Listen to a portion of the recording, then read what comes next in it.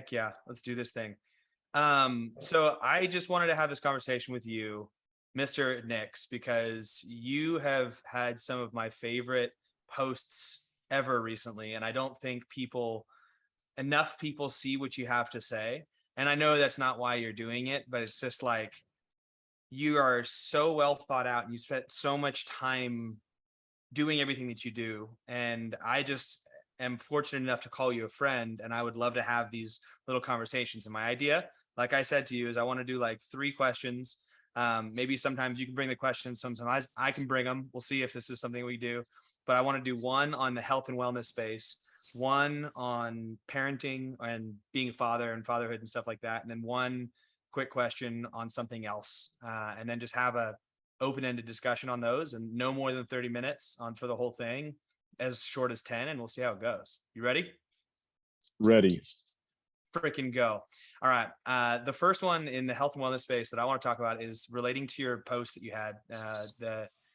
I didn't get to watch yours. I know you have a two-parter with that one, with the talking about the gym being a place for the external shell, but not necessarily bringing it internal.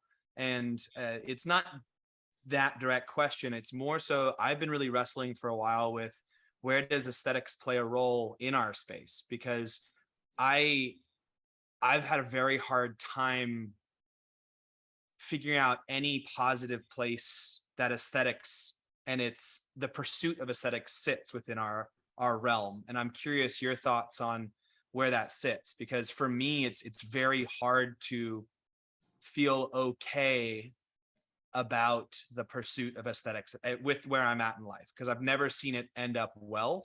And I've had some decent arguments with people being like, hey, pursue aesthetics, like it's great, but like very few people have been able to articulate stuff there. So I'm curious your thoughts on the role aesthetics plays in the health and fitness industry, and how you think we might be able to do it better, or if you think it's great as it already is. Man, I'm really flattered to be here and that you asked. And I think that one, it's a recognition, and some of this is a repeated, what I said, but it's a recognition that even if we do the best job that we possibly can at strength conditioning, at physical health, it doesn't translate to a great life. And I think that we do these things, or we set these projections ahead, where if I can just get here, if my body fat can be low, if I have these great benchmark times, then my life will be great. And I think anybody that's had any type of success physically can tell you that that's not really how life works. And I think there's a few things. And so my answer, Pat, initially is that there's this education that has to happen. There's this communication that has to be transmitted from coach to athlete. And it's that, hey, these things that we're working on are really important, and they're really wonderful ways to reduce down something that's very complex as far as the system of health. But let's not make the mistake of saying that if we just do this, then all of your problems will be solved. And that could be really heavy duty, especially if you don't have a relationship with somebody, to just like hit them with that the first time that you talk to somebody. Yeah. And so I think there's some preconditions of that as well, like to have really deep conversations with somebody. It can't be a complete stranger. And I think some of this nuance of coach and athlete does require knowing the person and knowing when the time is right. Because man, there's things when I was 22, I wouldn't be receptive to either. And so I don't really know if I'm answering your question at all. But... Well, no, you are, but I think you took it into the next level, and you kind of took it into the realm of what your post was about, which I really found as an eye-opening thing. It's one of the main things that prompted this, because I've been having a hard time articulating what my issue with it was. And I pinpointed on the pursuit of aesthetics over other things. But I think what you're saying is you can take performance to that same place of being like, yeah, performance, like it's more of a pursuit. The not the error, but the short-sightedness is in a pursuit of the physical shell versus the internal well-being, versus just the pursuit of aesthetics or the pursuit of performance or blah, blah, blah. And I was always looking at the pursuit of performance as something that's deeper than the pursuit of aesthetics. And maybe it's a layered thing, but I guess in reality, when you peel that even further back, you're not happy when you get to wherever you go, like that success in the deadlift isn't gonna solve your problems necessarily. And Right. and so I guess that's what I really loved about what you were saying, is it's like you peeled back another layer. Like I was so focused for me on aesthetics versus performance, and it's like it's not even that. It's like it's like external versus internal, and we use this mechanism of coming to the gym and coaching and progress, and like you said, as a coach, highlighting for them and meeting them where they're at, and providing them with what they need, that kind of intermixes the two. So if upon all that we were to want to say like create the was it the nude workout room, the gymnasium, if we were apparently if you Google what a gymnasium is, it's a nude workout space. Is that it? Yeah, pretty much. It's just a bunch of dudes rubbing olive oil on themselves. Dude, that sounds fantastic. And so if in your mind, what's the perfect, not the perfect, what's your goal, like with a type of space when you're creating it, that's going to, because you can't just, like you said, it's heavy. You can't just slam someone with, hey, you're not here to work on your body, you're here to work on your soul. Like yeah. Unless someone's really ready for it, that's not going to work. So what do you see as the starting point for people to, like, what do you see a good space looking like that could lead people towards that work more succinctly or more directly? Like, what does that mean to you? You know what? I think that the coach or the guide or the person that's in charge, they have to be really patient, because you said it. It's like if somebody tried to talk to me about this stuff when I was 22, they'd be like, "Get the fuck out of here!" I'm doing well enough just to be doing this at all. And so I think sometimes we can paint it as black and white. It's like, hey, you need the whole picture or it's not worth anything at all. And that's not true. But I do, what you said earlier, agree that, like, whether it's performance based or, it's vitality based or it's aesthetics based, it's all the same thing. Right. It's all saying like, hey, I have this, I'm going to go off on a quick tangent, but there was this, philosopher decades ago that basically said that we forget these bodies exist until they break down. And then we treat it as this separate thing, like this separate thing that I just got to fix. And then once I fix it, I can go back to this other, like, more cerebral, more spiritual, more, thoughtful life.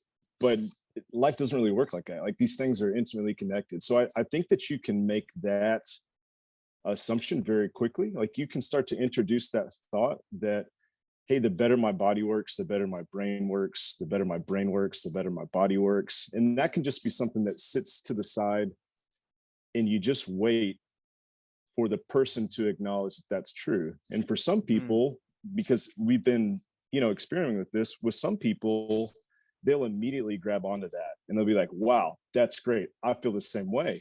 And once they make that acknowledgement, the door is open. And then you can have as many of those conversations as you want.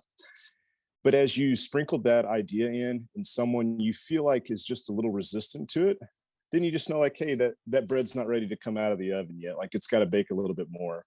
And I think as a really good coach, some of our ego is wanting to give everything that we possibly can give instantaneously. It's why when I first started coaching, I wanted to correct every overhead squat instantaneously, but real life doesn't work like that. You give one thing, you see how it works, you sit back and you move on, and you just are patient. Right. I think all that is predicated on there being a really good relationship with someone in the gym. Because I know for years, for us, it was like, hey, if I can just coach the shit out of these people for an hour, good to go, right? So it's not just a problem of the client or the consumer. It's also something that's been perpetuated by the coach. it's been perpetuated by the person that says, hey, if I can just handle these benchmarks for this person, I'm doing my job. And what I believe is that that's not really the full job of a coach. And so, long story short, I think it is this relationship that you have with somebody. But what's so beautiful about a coach and client relationship is that it's one-sided. Like, it's there because they're paying us, we get to give them all the attention, and it's like they're in the driver's seat. In a friendship, right? Like, I'm feeling subconscious about talking right now because I want you to talk just as much, right? I want it to be balanced. I want this to be kind of a give and take. But with Right. the relationship of a coach, if it is there, man, they're in the driver's seat, and you're there just to kind of guide them along at the pace that they feel comfortable with. So if that isn't there, I think this is really hard. If there is somebody that you trust that's wanting to take this journey as far as you'll let them, then I think you can do amazing things. Hmm. So let me consolidate that from what I heard. I'm going to be a And lot more succinct on the next answer, though. no, I'm actually, I really love this conversation, and I think we'll let it sit for now. But I think some basically what you're saying is that, people are going to come to you with different levels of readiness for whatever journey you're going to take them on, and that our roles are to guide. That's like spirit guide style through the improvement of self, and we use the vessel of coming to the gym paying us for this legal stuff to kind of like look deeper and deeper. But um I love everything that you're saying, and I love the perspective of like, this is a kind of a one-sided thing. They're coming and paying you, like, this is your job now, so this is what you do. You sit and you give them all your attention 100%, and it is about them. It's not about you. It's letting go of, as a coach, your own kind of ego to sit and be able to help guide them in a way. One thing I want to just point out for maybe some people listening is that there has to be the basics in play first as a coach and as a person who does this before you can ever start to venture down these paths. Like, I think some people will try to, as a coach, maybe advance before they themselves have done the work. Mm. And like in what's it, the clean your own room sort of deal. It's like, make sure, and it's not that you're ever going to be great, but it's like, I think you have to learn the basics first before you can ever dive into this. Like, you have to spend the years coaching and saying, hey, all we're doing is making every overhead squat perfect, and all we're doing is pushing every knee out, and all, like, you have to spend time on the foundations of, in my mind, of movement and the performance and the stuff that people are coming to you for, before you can like get to a place of giving them the next level. That's just my personal perspective on it. Like, it'd be great to be able to just have a coaching, slide right into spiritual elevation, but I don't necessarily think that's possible. I think there needs to be the wisdom of years of just movement practice, or and work on self, and then developing relationships and human communication before we can ever dig into this. So this concept, in my mind, is kind of next level, but I think the sooner you can start to think about it, like, the more you can put some little effort and focus into building those relationships that allow for these types of changes to even happen. Would you thoughts, if you have any? Yeah, yeah. I think that there's a few things to distinguish between. Initially, there are so many skills that are required to be a good coach. And so this conversation that we're having can be really overwhelming for someone who's still trying to master those Seeing things and just correcting in, fault. yeah, yeah, totally, totally, right? Yeah. I mean that's years in the making. Yeah. But to also say as a coach, like, hey, I'm going to get to this place where I feel so good about how I've done psychologically that I can coach other people. You'll never get there. It'll never be a point like seeing and correcting where it's like, hey, I feel so good about my tool set of verbal, visual, and tactile cueing that I can handle any movement that comes my way. I think the difference is because life continues to change, and these things that are happening inside of our brain are happening every single day, and it's not just for an hour in the gym.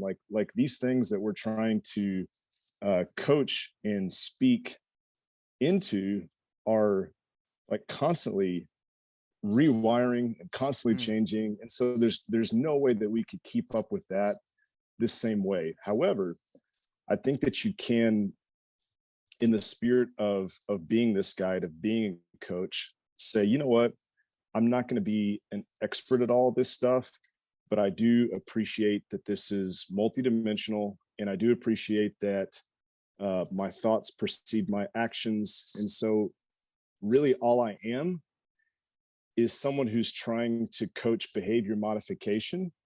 And if you look at it that way, then it's a much more broad landscape than the 60 minutes that you have in the gym, right? So the right. map isn't really the territory. It's much more expansive. So, I think there are tools and there are ways that you can coach psychology the same that you can coach an air squat. And the last thing I'll say is, when you get into spirituality, I don't have anything to speak as far as that's concerned. So I think that, like the processes of the brain and neuroscience and psychology, I feel pretty confident to speak about. But that final frontier of, faith and spirituality and all that stuff, I just want anybody's listening to this, I want to make a clear distinction, because sometimes those things can get overlapped, and we're we're not in here, coaching someone's like spiritual walk like that, because I think that would be even harder to get to a point where it's like, wait, so you tell me I have to be, a trainer, a nutritionist, a therapist, and now like a pastor? Like that's a little bit beyond, what I think we should be capable of doing. Interesting. I mean, I would love, I think we'll dig into that next time, because I find that a fascinating, are you religious? I believe in, there's a lot of gray area in the word religious. I think Sure. that the Judeo-Christian ethic can't be beat. I think that Okay, that great. way of living your life is pretty hard to evolve out of. We You know, we should get into that next time. I think okay, that'll be fun. I don't practice any particular faith, but I am very open to almost anything. I mean, I of course have some beliefs in certain areas, but it's like, I think it'd be a fascinating conversation just in and of itself. So we'll go there next time. But okay. I think one of the things in what I'm hearing you say is you don't need to be, you're not going to be perfect in yourself before you like preach this to others, the similar to movement. And I totally agree with you, but I think being willing to have the conversation and really listen and hear Hmm. what's going on and what the people are saying, and being confident enough to be like, I don't know, but man, let's talk. Like, that is the role, and that is our responsibility. To me, like, you don't solve problems, but you just hear people, and Yeah. you'll learn so much about your own self, as well as continued, other the members that you meet. So Hmm. that's what I think we'll leave people with right now, is in that space. That's where we'll go. I'm excited to go into that more, but let's go into parenthood. All right, next question I wanted to get into is stuff on parenting and parenthood and fatherhood, because that's a huge subject in and of itself. You have what children again? How many? What sexes? What are we going on there? I have all girls. I have a 9-year-old, I have a 6-year-old, and I have a 4-year-old. Yes. Yeah, so you have the exact same ages as me, but the Are other are they the? sex. Yeah, yeah. Yeah, so I have 10, 6, and 4. My 6-year-old's about to turn 7, my 4-year-old just turned 4, and then I have my new baby, which is he's a week or a week and a half, whatever. So yeah, but I have all boys, so I think we'll come with similar perspectives but different perspectives, because we have some differences. um I think it's a huge subject, parenting in general, but I think what I wanted to talk to you about today, and just out of curiosity, um what's your relationship to anger, and your own personal anger, and how that plays out in your parenting, if at all? Like, is that something that even comes up for you? And you hit on a topic that my wife Kelly and I talk about a lot. And I think up to having kids, I tried to cultivate this personality, and some of just how I'm naturally wired is like on the surface it seems very cool, laid back, but inside there's a very angry tyrant that lives. And a lot of what I tried to do in my 20s and 30s was to be this this may be where it's different for me versus you, but this hyper masculine, man, because I thought that's what the world told me I needed to be. And then I had these little girls, and when it came to uh, the desire to control them, when it came to just the uncertainty that comes with being a parent, I found that my default was to get really angry. And even in discipline, I would try to apply that, and I realized that it worked really bad. I mean, Right. it was like the worst thing. It Right. was hard for my daughter. It was hard for me. My wife Kelly also is the same way. So instead of us being complementary, it's redundant. So we both very much like control. We very much, don't want to be disrespected. But with our kids, man, I've just found that even though each one of them have different personalities, and so the way that we discipline, the way that we interact, I found has to be unique for each one across the board.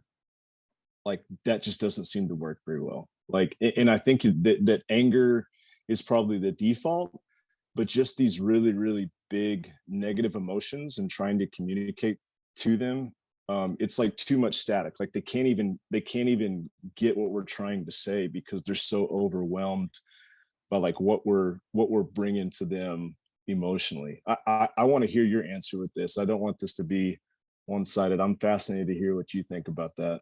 Well, no, I mean, I ask selfishly because I'm in the same boat. Like I've used anger as a coping mechanism for a lot of my existence. Like if I get scared, I'm angry. If I get Mm, sad, I'm angry. If I get mhm, angry, I'm angry. If I get happy, I'm happy. So it's like I have humor and anger are the two ones, and anger has been this tool that I've used. So like, if I'm overwhelmed or frustrated, it immediately comes out as anger, mhm. which I found with children, like you said. I think the description of being it's just too much static. Like even if in the moment they like stop doing what they're doing, it's not because they realize that they should stop doing it. It's more of just this like blast of like fury, like that. So they're Yeah. like, fury, let me stop, like, but I mean, I do think that anger does play, it has to be there for a reason. But I think figuring out times when it's appropriate, or like, I don't really think anger with children is ever truly appropriate unless you're trying to like be loud and aggressive to like save their life from like running out in front of a car or something like that. Yeah. Yeah. I But agree with that. I don't know. I struggle with finding, especially when I'm overwhelmed, when I've got like other stuff going on in my life where I'm like not fully focused, and there's this constant like pestering, nagging thing of one of the kids who's just asking for the same thing over and over again. It's like, what the fuck? Like, and um, was that your second child? Because that's my second child. My two. It's just That's like, oh, you're three. that's our third. Yeah. She Yeah. she is she's world class at it. She's world Ugh. class. It's just it just wears you down. But I'm wondering, do you have any tools to like, have you figured out any successes with your wife? Like you said, like you tried to be the angry thing and the control and it just didn't work. So have you overcome that? Is there something that you've done to no longer have that? It's not a perfect process. I think this recognition from both of us that this thing that we're doing isn't working was big, because I think the reason that anybody gets angry is because it's a way to control, and a lot of times it's really effective. So anger is a very effective emotion when used properly. It just so happens that with us, and I don't know if this is just the way that our kids are wired, we just realized like it was ineffective. And so for two people that want to be effective, that was a great first step, is to say like, hey, this thing that we think is working is not working. Mm, And then two is some experimentation. I mean, I really thought Pat, that I was a great dad when my first kid was born. I was like, man, I've got this thing figured out. And then when the second rolled around, you realize like, bro, you didn't do any of this. Like she just came out, earnest and obedient and wanting to do the right thing. So I think some experimentation is really cool. I think being on the same page with your spouse is really helpful because I have permission to say to Kel when she raises her voice or when she does something that we just know isn't going to work, be like, hey, why don't we take just a few minutes and talk about this in a little bit? Because usually, it's like a very, it almost feels like an autonomic response. Like, hey, I'm not even thinking about this, it's just how I respond. But whenever we discipline our kids, we have a rule that we don't do it right then in the moment. There has to be some space between what happened and then what we're going to do as a response to that thing that happened. And that's been really helpful because I find that most of the time my anger is attached to wanting to control it right there. But if I realize like, hey, I don't really have to control this. My job as a parent is not to control my kid, but it's to influence them to make really good choices the next time. Then the platform for that conversation will always happen better when they have calmed down and when I've calmed down. And I don't know how you discipline your kids, but we still, the youngest has gotten spanked, but I've never done that in the moment, like angry. It's always one of those things like, hey, we're gonna give a whole hour here to wait, which I don't know if psychologically that's even worse, but we'll wait just till she's calmed down, I'm calmed down. We talk about things and we say, hey, because we love you so much, this is what's going to happen. I don't want this to happen, but this is so significant that this is what we need to do. But it's not done in anger, and it's not done out of this reactive response to almost want to feel better yourself. Yeah. Yeah. I mean, lots of great thoughts there. I think one of the things that you said, which I think is an amazing insight on your part, and I think it was kind of a throwaway line, was like, you just realized the anger wasn't effective. So it was more looking at the outcome of what you were trying to do. It's like a lot of people just throw that out there, and regardless of the outcome of what happens, they don't pay attention to it. And I think that can be seen in nutrition or fitness or whatever. It's like, if you're just looking at what's happening or what you're doing, you're not looking for, hey, what are we actually trying to have happen here? What's the long-term goal? And you expressly stated the long-term goal is not to control your kids. It's to provide them the opportunity to kind of grow and change and mold and like feel freedom, like the things that you were saying. Yeah.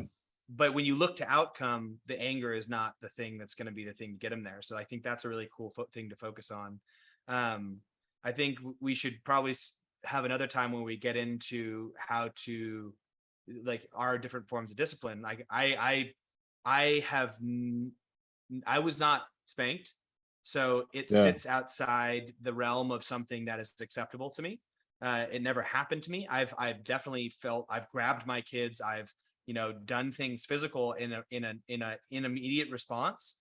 But I have not figured out a psychological way to justify taking it further, Mm-hmm. because it doesn't sit in a place of like acceptability in my head. That being said, I am a big fan of the comment that I think it was Jordan Peterson who said minimum viable force. So there's this certain sense of like, there's, like you said, you probably didn't do this with your first two kids because there was different levels of force that was required for them to do what they needed to do, because there is a certain level of, we are the guide for these little creatures. So Mm-hmm. it is our responsibility to show them you kind of like where the world sits, and that there is negative ramifications to your actions, and like they can't just get away with certain things, and like that's a Mm-hmm. reality. And regardless, like they're gonna have to go face the world by themselves eventually, and we want them to be able to do that fluently and coexist with the world. And some people might disagree with that, but that's how I feel. But I think the concept of minimum viable force is a really interesting one to look at, because you're not doing it out of like immediate anger. You're like, this is the required force necessary for this one to see change and to feel like what they did was incorrect. Whereas the first one, it might have just been like you looking at them and not saying anything, and that would have been the same level of force to them as as like a physical contact to the little one would need to be. And the only person who's going to be able to, you know, really navigate that is the someone who truly intimately understands each kid and has those conversations and doesn't go there right away and use that as their only tool, but like takes the progress slowly to make that happen. Yeah, um man. so I think it's an interesting thing to talk about, the just how you got to that, but we won't do that now because we've only got a couple minutes left in this conversation. Okay. So far this has been awesome. My little minion just decided to walk in the background there. That's my Oh, third. good. He also likes to push buttons, don't you? Yeah. um let's finish this last one up, and I just want to know, what type of a role do you think music plays in like human existence? What is it? Where does it sit for you? Oh man. I I have something that I feel like is a very easy answer, and I have kind of this lofty, ideal of what I want the answer to be. So I'll just tell you how I really feel. I love music. I feel like it has a huge impact in our home. I feel like it has a huge impact in the gym. Uh, Years ago, after encouragement from the Chans, I went to a Tony Robbins seminar, which is way out, it's way outside the realm of what I feel comfortable with. But one of the things that was so profound is that it was like 14-hour days. And in my mind, I knew this ahead of time. I was like, there's no way I'm going to be able to do this. Like, I don't have an attention span where I can sit for very long. Yeah. But they were like assassins with music. Like, they would have this song play at just the right time and they'd get you out of your chair. One of his things is like, if you change your state, like you change your mood. And it was really powerful. And I realized, like, man, I've kind of poo-pooed on music sometimes, like, it's not necessary. You should be able to work out in silence. But I realized, like, man, I really love it. I try to play it as much as I can. And Good. in our home, you can tell like one person's not in a great place, and I say that they're kind of controlling the thermostat of like what the temperature is in our home. And if most of the time I can put like a certain song on, and like a psychological experiment, I'll sit back and it will change the whole mood of our house. And I've noticed Yeah. that in the gym, it's not the most important thing, but we try to have a certain playlist for when we're warming up. We have certain songs that will play in culmination to like the hardest part of the workout, and then there's a different playlist, when we're cooling down. So man, in summary, I love music. I'm a huge fan, and I think it's one of the things that makes life really colorful and fun. I agree. I'm with you. I like your bigger answer. I love your revelation too from the Tony Robbins concert, just being like, or not concert, but event of just being like, what? How are they so good at like placing it right where it needs to be? And the like, there's nothing that moves me more than music. Like there'll be times, and Mhm. there's times where I'm more receptive to it. And I think that that's what the Tony Robbins thing does. They put you in a place of receptiveness to change and things like that. And then they just bump you along with music. And you're like, oh, okay. Like I'll have random times where I'll be, hey, Foxy's no kicking me, okay? This one. I Like love this. literally this right I here, love it so much. like freaking kid. That's my 4-year-old. But it's like I'll have times where I like log online and I'm like, I'm up till like 2 or 3 a.m. Just some music is just sounding better. And I'm sitting there just like, oh, yes, I'm in. And I don't know. I love it. So I'm glad that you enjoy it as well. And you've had come full circle and now you understand where it all fits. Thank you for Totally. your time, man. We're not going to take any longer. Next time you owe me 3 questions and we'll Okay. get you reported. Okay. Oh, that'll be awesome. I can't wait.